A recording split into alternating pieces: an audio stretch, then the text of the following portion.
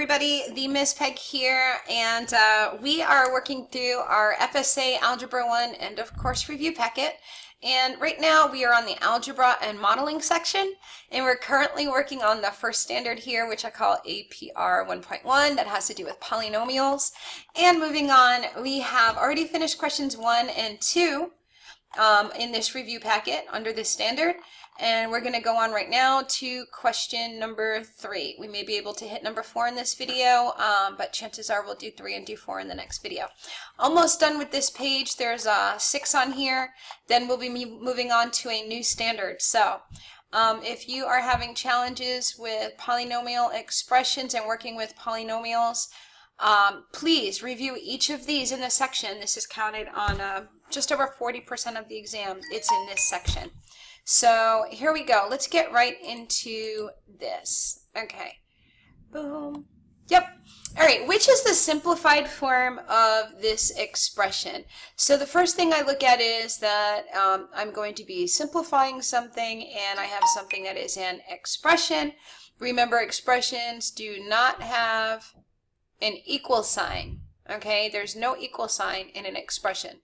So you're going to get probably a polynomial answer, something that looks like this.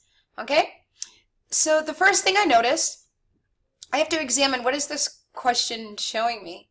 First thing I notice is I've got this entire group here, which is a binomial, 2 terms, times another binomial, 2 terms.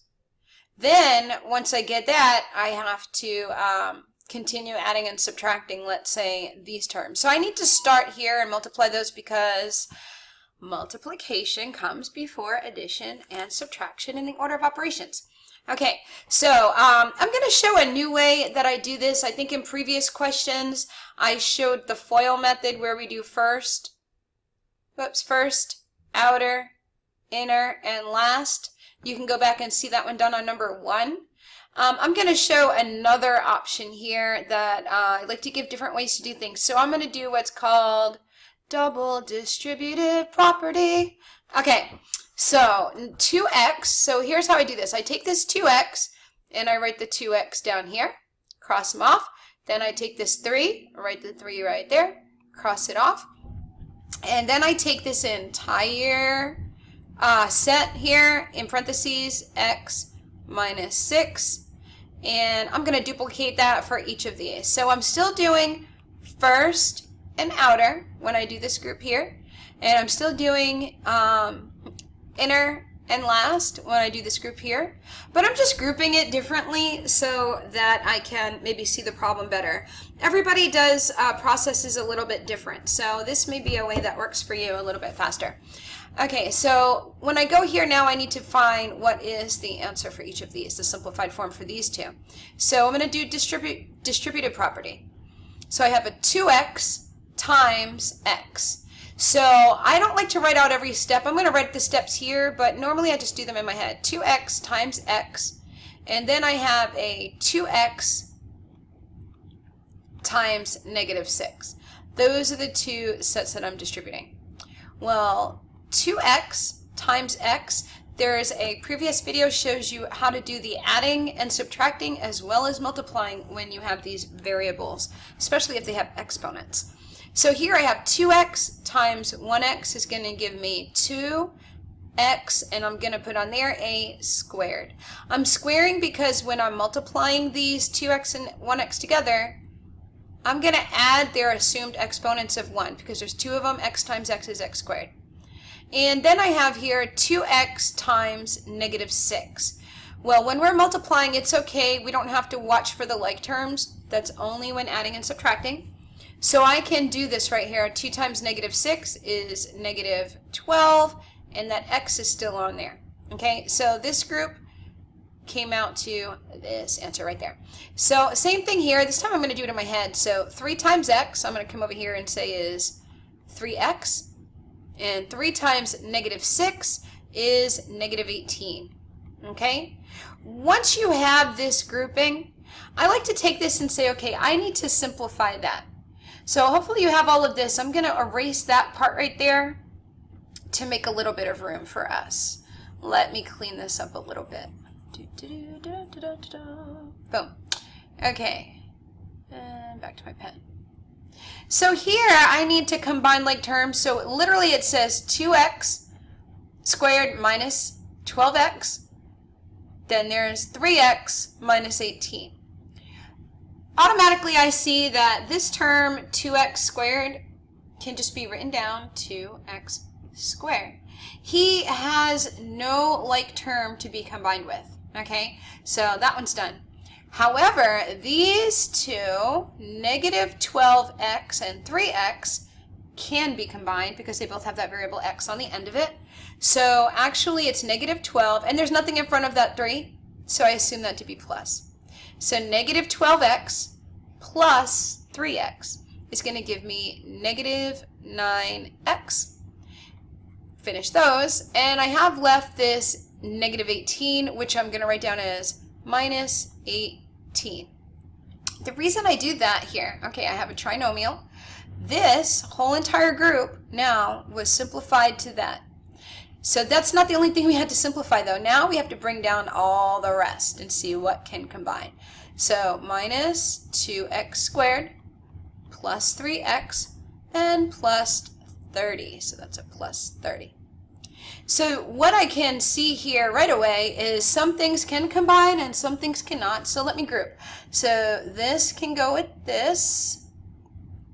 And I don't know, I guess I'll choose, boom, green. And I have a minus 9x and a plus 3x. Those can go together. And I don't know, let's choose this one. Minus 18 and plus 30. Okay, so one thing that I did not do that I would recommend you do, boom, for the sake of teaching. For each one of these, I tried to grab the sign in front of it with its color coding. Let me tell you what that means. So here, I have 2x squared, and here I have another 2x squared, but look at the sign in front of it, minus 2x squared. The sign is always in front of the number that matters, okay? So if I have 2x squared minus 2x squared, well actually this is like having a plus. These cancel each other out. When we combine them, they just equal up to 0 because plus 2 take away 2 is 0. So 0 times x squared is going to be 0 because anything times 0 is 0. Doesn't matter what it is. Okay, so that's crossed out. So immediately when I see that I have no term with x squared, I can see that this answer choice and this answer choice can never work because it just came to 0. You need to be careful of questions like this because you may see the two x squares together, not think about those signs, and you would have automatically said, oh, 2 and 2 is 4, I found my answer, let me go to the next problem.